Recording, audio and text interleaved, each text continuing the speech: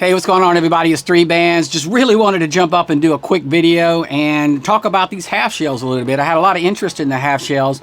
Plus, when I reached out to Chris Severn and discussed the half shell and kind of its role in the superstar history, you know, he shared some really neat facts about it. And I just kind of wanted to take the time and bring it to your attention. For all of you, Chris Severn is the father of the Adidas superstar. They're responsible. They brought Adidas into the country back in the late 50s, a store in Los Angeles, California. Think about Adidas now with, 2,000 employees in Portland, but back then it was just, a couple of guys. Not only did they work with Horst Dassler to bring Adidas in, but they also developed a revolutionary shoe. So at any rate, I reached out to Chris and we were talking about the shoe, and I was like, tell me a little bit about the shoe, Chris, the evolution of it. And, he was like, well, Tim, and as he shared before, as it evolved from the Super Grip into the Superstar, there were a lot of different versions of it. So the first shell toe, which wasn't a shell toe, it was just a smooth shell, they were still having problems out of that smooth shell. So the interim pair to get them from the smooth shell to the shell toe, which that pattern came after that smooth shell that Chris came up with, was the half shell. And the half shell was there because they still needed that half shell there to protect the feet and to keep the toes and stuff from busting out, because NBA players and college players are just so tough on the shoes. So if you're wondering, where did the half shell come from, because I had some, questions about it, that's where it came from, and that's why there's a half shell. What's really neat about the half shell, not only are they a very, very early version, this is a super early version. I can tell when you look at, are you trying to date a superstar, there's a couple of key giveaways. First, of course, the gold trefoil is a giveaway, but on the inside, the very, very early versions are going to have a thin gray leather material, that's the sole, but underneath it's going to be another actual black layer. So when you're dating it, that's just kind of some keys, and those are some things that Chris has me look for. Additionally, question about the material is, I guess it's not a leather, it's a suede or it's a velour, depending. And the fabric, I'll pick the shoe up and show you on the inside that, it's not velour like that, it's smooth, and they brush that out to get that look. Very, very, neat to see these in this fabric, because for the most part, they were all made in leather. I was talking to Chris, and what he shared with me was the only other time that he knows that they used this particular type of material was with the shoes that they actually made these half shells for the Boston Celtics. So I just thought that was kind of cool. Additionally, I just figured, while I'm talking about it, so I shared that with you. That's pretty cool. These are the smooth shells, right? This is a pair from Indiana University. It's a game-worn pair, and you can see, that these don't have the shell toe on them.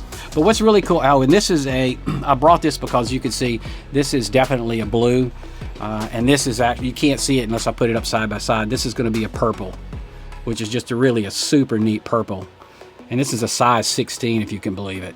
Jeez, right? Size 16.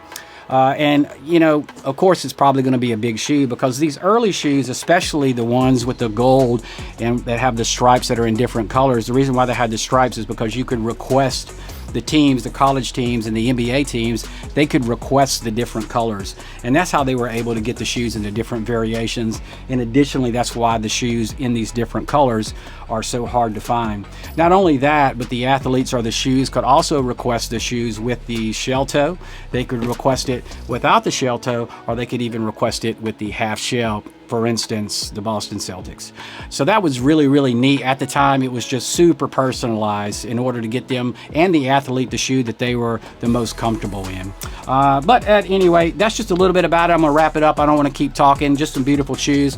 Just gonna go ahead and pick this shoe up and show it to you, just so I can get it up, and on YouTube, it'll just have some beautiful shots of it going around to that gold trefoil. What I really love about this shoe is the different pattern up here in this half shell. That's just a beautiful pattern that kind of went away. I wish they would bring that back, because it really is beautiful. And just going around to the back, and I want to show you on the inside what that fabric looks like. And you can see that, of course, this is kind of weathered over time. That's that blue fabric. And on the inside, over here on the inside, you can see it's smooth. And of course, they take a brush and they make that beautiful suede pattern. Hold them up just both, just for good measure. I like to always hold them up and show you the shoes, and do a once around and show you the backs. And then while I've got them here, I'll just show you this shoe again. Again, this is a purple no shell. And of course, if they're the no shells, they're going to be made with the different leather. You can see this is going to be more of a supple leather versus this leather, which was definitely more firm. This particular leather, as Chris told me, was just made to, you know, wrap around the feet more. So that's why you'll see all this beautiful weathering in it, which I love that patina that's in these shoes. Pick them both up just so you can see. Just a really beautiful pair of shoes. And again, the patina on there, I wouldn't change a thing. So put these down. Now you might catch in the back, and maybe you didn't, this book, From Soul to Soul.